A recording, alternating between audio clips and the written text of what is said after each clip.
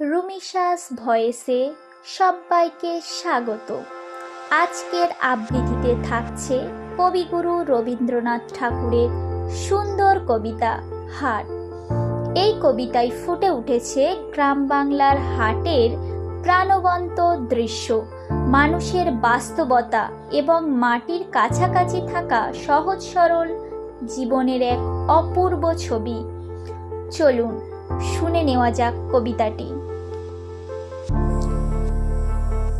কুমোর পাড়ার গরুর গাড়ি, বোঝাই করা কলসি হাঁড়ি, গাড়ি চালাই বংশী বদন, সঙ্গে যে যাই ভাগ্নে মদন।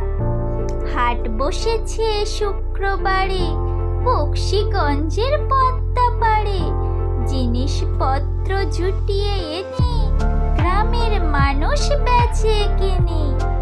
উচ্ছে বেগুন পটল মূলো, বেতের বোনা ধামাকুলো, সর্ষে ছোলা ময়দা আটা, শীতের র্যাপার নকশা কাটা, ঝাঁঝরি করা বেড়ি হাতা, শহর থেকে সস্তা ছাতা, কলসি ভরা এঁখো গুড়ে, মাছি যত বেড়াই উড়ে, খড়ের আঁটি নৌকো বেয়ে আনলো ঘাটে চাষির মেয়ে।